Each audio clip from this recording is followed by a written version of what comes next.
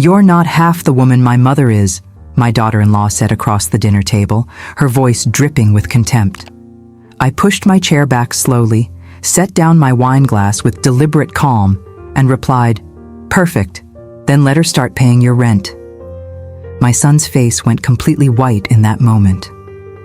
"Rent? What rent?" he stammered. And that's when I knew he had absolutely no idea what I'd been funding for the past 3 years. But before I tell you how that dinner became the moment everything unraveled, I need you to do something for me. Leave a comment below and tell me where you're watching this from. Because what I'm about to share with you is a story about lies, manipulation, and the moment I realized that the woman my son married had been playing a very long game with my money and my family. And I want to know if this kind of betrayal happens everywhere, or if I'm uniquely unlucky. My name is Linda Moreau. I'm 58 years old, and I live in Charleston, South Carolina, in a historic home that's been in my family for 3 generations. I'm not telling you this to impress you. I'm telling you because it matters to the story.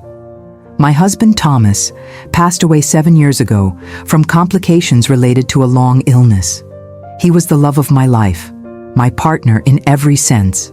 And when he died, he left me with substantial assets, properties, investments, a portfolio he'd spent 40 years building as a real estate developer. He also left me with our son, Michael, who was 26 at the time and still finding his way in the world. I threw myself into managing the estate after Thomas died. It gave me purpose. It kept me busy.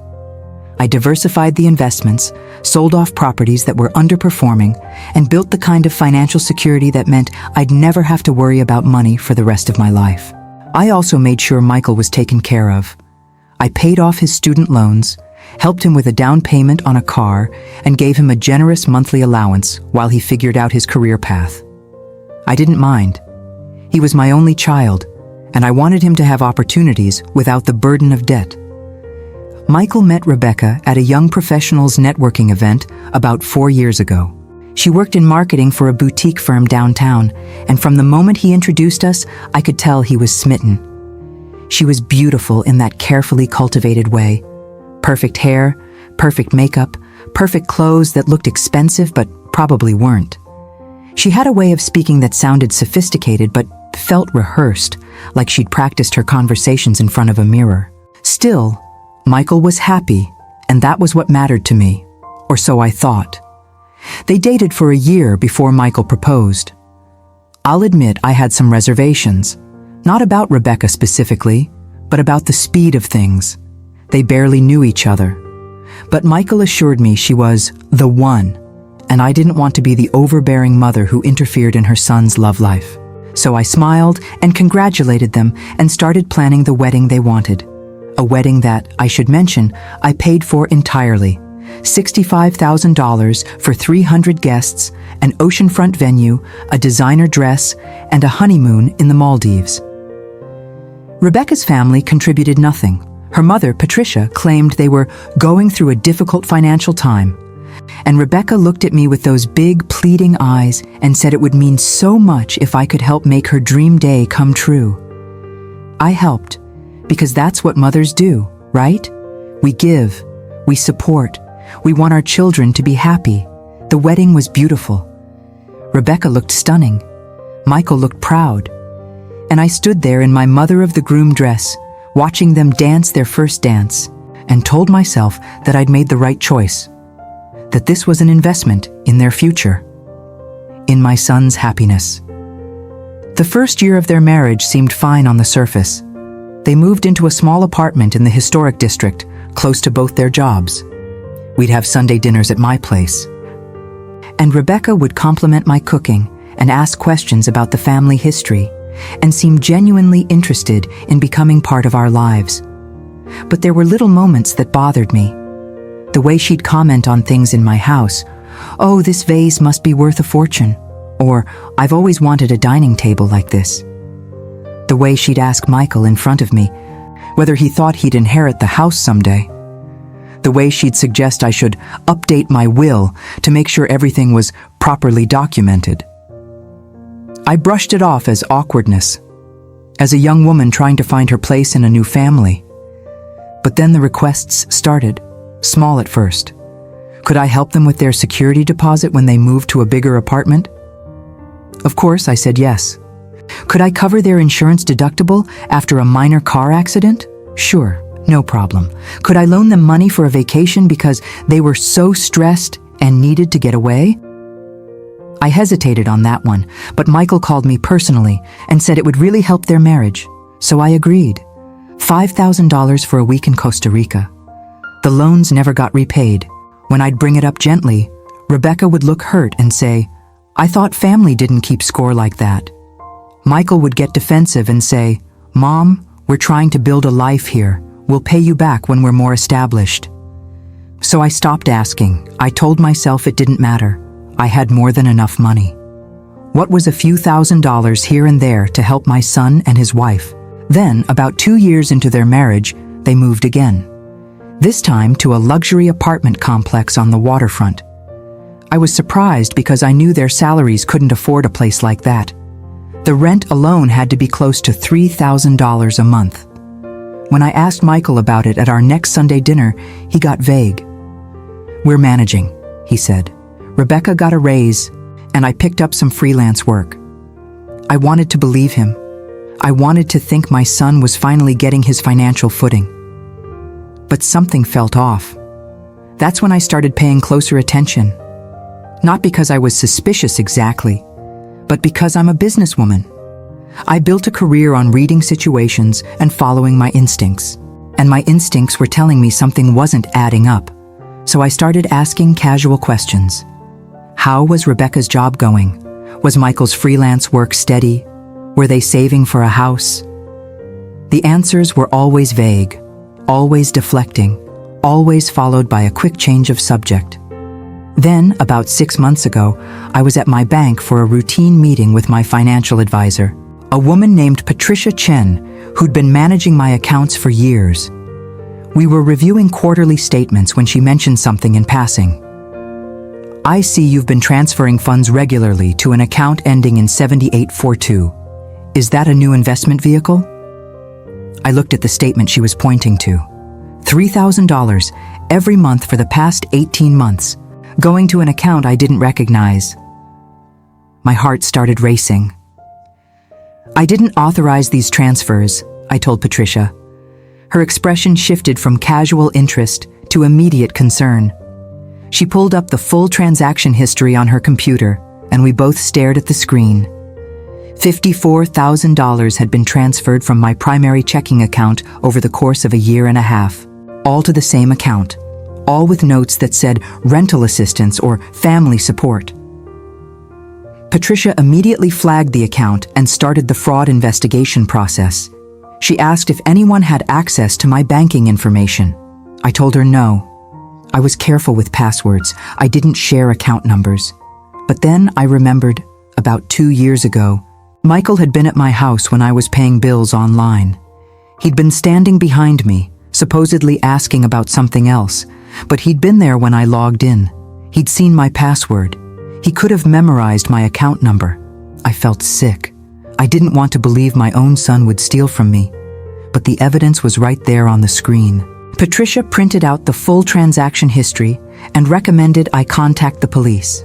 I told her I needed time to think, to investigate on my own first. She wasn't happy about it, but she agreed to give me a week before filing any official reports.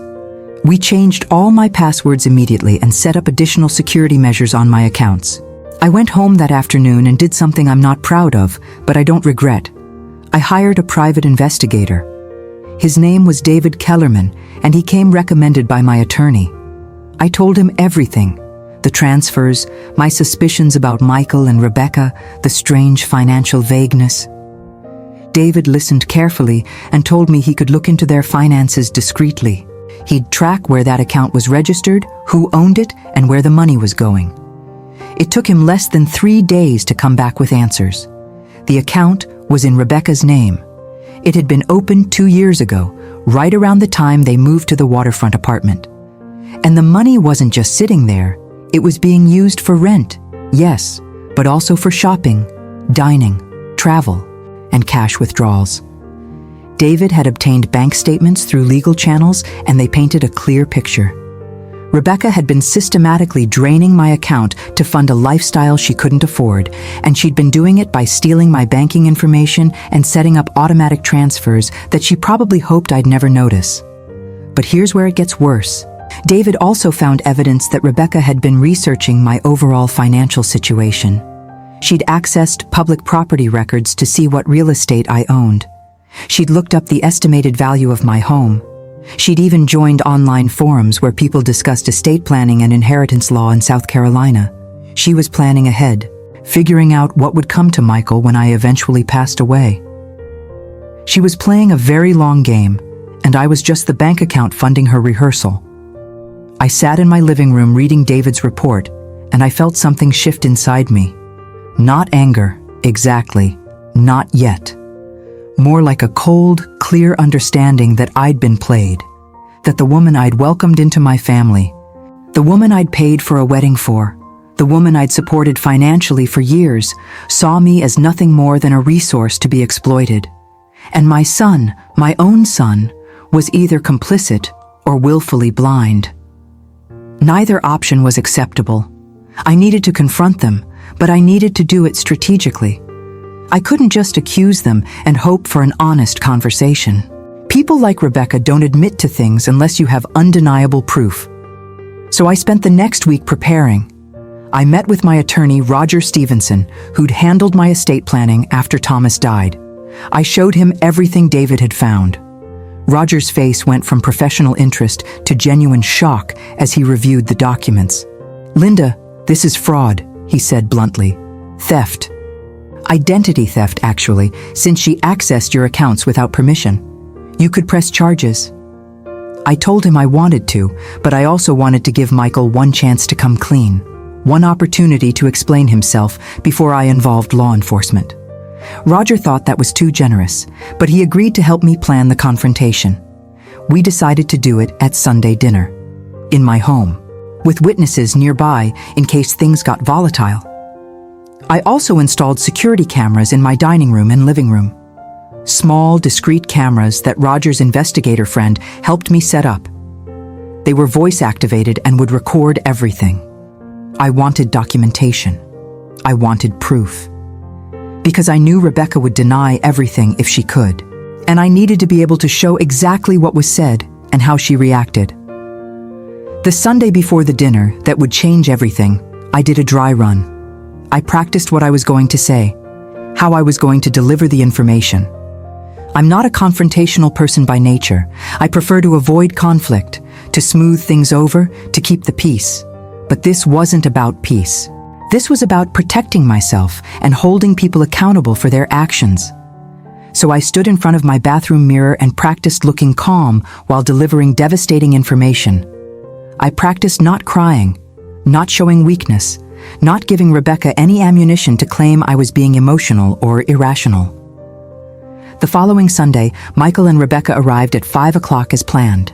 Rebecca was wearing a new dress, probably purchased with my money, and carrying an expensive bottle of wine. She kissed my cheek and told me how good I looked, which felt grotesque knowing what I knew. Michael hugged me and asked what we were having for dinner. I'd made his favorite, pot roast with roasted vegetables and homemade biscuits. Comfort food.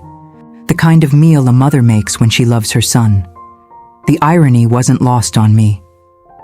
We ate in relative silence for the first 20 minutes. Normal small talk about work and weather. I waited. I let them relax. Let them think this was just another ordinary Sunday dinner. Then, as Rebecca was reaching for her second glass of wine, she made a comment about my friend Dorothy, who'd stopped by earlier in the week.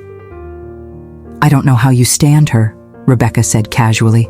"She's so common. My mother would never associate with someone like that." It was a small dig, the kind she'd made before, comparing me unfavorably to her own mother. Usually I let them slide, but not tonight. Tonight I had a plan. I let her continue. She started talking about how her mother had such refined taste, such elegance, such intelligence. How Patricia had raised 3 daughters on her own after her husband left. how she'd managed to maintain such grace under pressure. I listened to Rebecca build up her mother as some paragon of feminine achievement, and then she looked at me across the table and said it. "You're not half the woman my mother is." The words hung in the air. Michael looked uncomfortable but didn't defend me. He never did when Rebecca said things like this. He'd learned early in the marriage that contradicting his wife led to arguments he didn't want to have. So he stayed silent, and Rebecca smirked, probably thinking she'd landed a solid blow. I pushed my chair back slowly. The leg scraped against the hardwood floor with a sound that seemed unnaturally loud in the sudden silence. I set down my wine glass with deliberate care, making sure it didn't make a sound. Then I looked directly at Rebecca and spoke in the calmest voice I could manage. "Perfect. Then let her start paying your rent." Rebecca's smirk faltered. "What?" "Your rent," I repeated. "The $3,000 a month that's been coming out of my bank account for the past 18 months. $54,000 total. If your mother is such an incredible woman, surely she can take over those payments." The color drained from Rebecca's face. Michael looked confused. "Rent? What rent? Mom, what are you talking about?" I turned to look at my son, and I saw genuine bewilderment on his face. He didn't know. He actually didn't know. Rebecca had been stealing from me without even telling her own husband. That realization hit me like a physical blow. This wasn't a couple conspiring together. This was a woman operating independently, manipulating both me and my son. "Michael," I said carefully, "did you set up automatic transfers from my checking account to pay for your apartment?" "What? No, of course not. Mom, I would never..." He turned to Rebecca. "What is she talking about?" Rebecca had recovered from her initial shock and was now going on the offensive. "This is ridiculous. Linda, I don't know what you think you saw, but..." "I don't think anything," I interrupted. "I know. I have bank statements showing $54,000 transferred from my account to an account in your name. I have documentation of when the transfers started. I have proof that you accessed my banking information without permission. And I have a private investigator's report detailing how you've been spending that money." I pulled the folder from where I'd hidden it on the sideboard and placed it on the table between us. David's report. Bank statements, transaction histories, all of it printed and organized and undeniable. Rebecca stared at the folder like it was a snake about to strike. Michael grabbed the folder and started reading. I watched his face change as he processed what he was seeing. Confusion turned to disbelief. Disbelief turned to horror. Horror turned to anger. "Becca, what the hell is this?" His voice was shaking. "Did you steal from my mother?" "I didn't steal anything," Rebecca snapped. "She's rich. She doesn't need that money. We do. I was just what?" Michael stood up, the folder clutched in his hand. "Just committing fraud? Just identity theft? Becca, this is a crime." Rebecca stood up too, her chair falling backward with a crash. "Your mother has millions, Michael, millions, and she's sitting on all of it while we struggle." "We're not struggling," Michael shouted. "We both have jobs. We make decent money. We could have afforded a normal apartment if you hadn't insisted on the waterfront place we can't afford." "I deserve nice things," Rebecca screamed back. "I deserve to live well, and your mother was never going to just give us money unless we took it." There it was, the admission. Not just that she'd stolen, but that she felt entitled to it. That she'd made a conscious decision to take what she thought should be hers. I felt vindictive satisfaction hearing her say it out loud, knowing the cameras were recording every word. "Get out," I said quietly. Both of them turned to look at me. "Rebecca, get out of my house, now." "You can't just..." she started. "I can, and I am. You have 2 minutes to leave before I call the police. In fact, I'm calling them anyway. But you can choose whether you're here when they arrive." I pulled out my phone and dialed 911. Rebecca's eyes went wide. "You wouldn't dare." "Try me," I said, and pressed the call button. She ran. grabbed her purse, and ran out the front door like the house was on fire. Michael stood there, frozen, staring at the folder in his hands.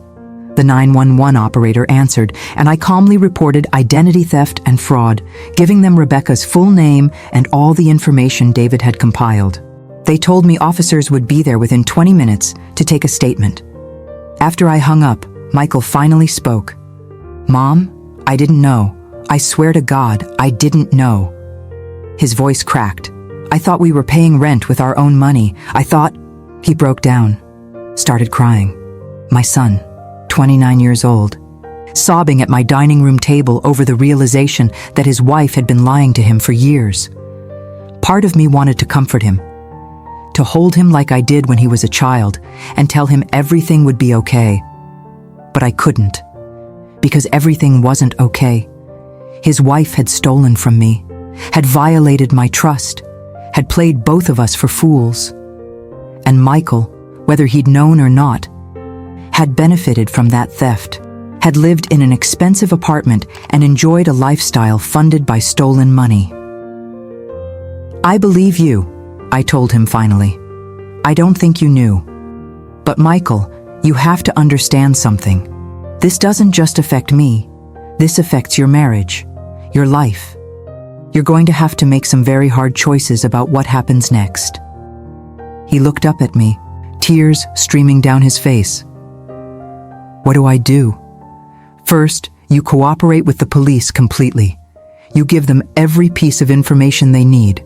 Second, you move out of that apartment immediately. You're not living in a place funded by theft, even if you didn't know that's what it was. Third, you decide whether you're staying married to a woman who stole from your mother." The police arrived 15 minutes later. 2 officers, 1 male and 1 female, both professional and thorough. They took my statement, reviewed the documents I provided, took copies of everything. The female officer, whose name was Detective Sarah Morrison, told me this was one of the clearest cases of familial financial abuse she'd seen. She asked if I wanted to press charges. I said yes without hesitation. They went to Michael and Rebecca's apartment that night with a warrant. Rebecca wasn't there. She'd fled to a friend's house. But they seized her computer, her phone, and boxes of financial documents. Michael cooperated fully, gave them passwords, access to joint accounts, everything they needed. He also filed for divorce the next morning, called a lawyer before the sun came up, and started the paperwork to end his marriage. The investigation moved quickly once law enforcement got involved. It turned out Rebecca's theft from me wasn't an isolated incident. She had credit cards in Michael's name that he didn't know about. She'd taken out loans using his social security number. She'd even attempted to open a line of credit using my name, though the bank had flagged it as suspicious and denied the application. The detective estimated Rebecca had fraudulently obtained or stolen close to $90,000 total when everything was added up. She was arrested 3 days after that Sunday dinner, charged with identity theft, wire fraud, theft by taking, and a handful of other charges I didn't fully understand, but my attorney assured me were serious. She was held on a $50,000 bond, which her mother apparently couldn't pay. So she sat in jail for 2 weeks before her court-appointed attorney managed to get her released on her own recognizance pending trial. During those 2 weeks, I learned more about Rebecca's history. David, my investigator, kept digging because I wanted to understand who I'd actually let into my family. Turned out Rebecca had a pattern. She'd done this before, on a smaller scale, to a previous boyfriend. Had stolen from his family, gotten caught, and the family had chosen not to press charges if she just went away. So she did. She moved to Charleston, reinvented herself, and found a new target: my son, my family, my money. The trial took place 8 months later. Rebecca's attorney tried to argue that the transfers weren't theft because I hadn't reported them immediately, which somehow implied consent. My attorney destroyed that argument by presenting the timeline, the cameras, the recorded confession at my dinner table where Rebecca admitted taking the money because she deserved it. The jury deliberated for less than 3 hours. Guilty on all counts. The judge sentenced her to 5 years in prison with the possibility of parole after 3. She was also ordered to pay full restitution, $90,000 plus interest and legal fees. Given that Rebecca had no assets and no realistic way to earn that kind of money, I knew I'd likely never see a penny of it. But that wasn't really the point. The point was accountability, consequences, a public record that showed what she'd done and that society wouldn't tolerate it. Michael and I are still rebuilding our relationship. It's been hard. There's a lot of hurt on both sides. He feels guilty for bringing Rebecca into my life. I feel betrayed that he didn't see what she was doing sooner, even if he wasn't actively involved. We're in family therapy together, working through the complicated emotions that come from this kind of violation. He's also rebuilding his own life. He moved into a modest apartment that he can actually afford on his salary. He's been working with a financial counselor to repair the credit damage Rebecca caused. And he's been going to therapy individually to process the trauma of discovering his wife was not who he thought she was. It's not an easy road, but he's walking it, and I respect that. As for me, I've become an advocate for elder financial abuse awareness. I speak at community centers and senior groups about the warning signs, about how to protect yourself, about the importance of monitoring your accounts and trusting your instincts. I share my story openly because I want people to understand that this kind of thing doesn't just happen to elderly people with dementia. It happens to capable, intelligent adults who are targeted by skilled manipulators. I've also completely restructured my financial life. Every account has multiple layers of security. I have alerts set up for any transaction over a certain amount. I've moved most of my assets into trusts that can't be easily accessed. And I've made it clear in my updated will that Michael will inherit only through those trusts, structured in a way that protects him from future partners who might try to manipulate him the way Rebecca did. Looking back on that dinner, on the moment I said those words to Rebecca, I sometimes wonder what would have happened if I'd stayed silent, if I'd just absorbed the insult and let things continue. The answer is obvious. She would have kept stealing, would have escalated, would have found new ways to take advantage of my family. That confrontation, as uncomfortable and painful as it was, saved us from years of continued abuse. So here's what I want you to take away from my story. First, trust your instincts. If something feels wrong, investigate. Don't let guilt or family obligations stop you from protecting yourself. Second, document everything. The moment I had bank statements and investigative reports, Rebecca couldn't talk her way out of what she'd done. Third, don't be afraid to involve authorities. This is what police and prosecutors are for, holding criminals accountable, even when those criminals are family members. And finally, understand that being kind and generous doesn't make you weak or stupid. I helped Michael and Rebecca because I loved my son and wanted to support his marriage. That was the right instinct. What was wrong was Rebecca's choice to exploit that kindness. Her actions don't reflect poorly on me. They reflect poorly on her. I refuse to let what happened make me cynical or closed off. I refuse to let her theft steal my capacity for generosity. But I'm also not naive anymore. I know now that some people see kindness as weakness, see generosity as opportunity. And I've learned to set boundaries that protect me while still allowing me to be the person I want to be. It's a balance, a difficult one, but it's possible. That Sunday dinner, when Rebecca told me I wasn't half the woman her mother was, she was trying to diminish me, to make me feel small and inadequate. What she didn't realize was that she was giving me the opening I needed to finally stop her. My response broke her plan, broke her confidence, and ultimately broke her hold over my family. And you know what? I'm not half the woman her mother is. I'm not someone who raised a daughter to be a thief and a manipulator. I'm someone who built an honest life, who worked for what I have, and who refused to be a victim when someone tried to take it from me. If that makes me less than Patricia, Rebecca's perfect mother, then I'll wear that badge with pride. Because at the end of the day, I sleep well at night. My conscience is clear, my accounts are secure, and my family, what's left of it, is finally free from someone who saw us as nothing more than walking ATMs. That's worth more than any amount of money she could have stolen.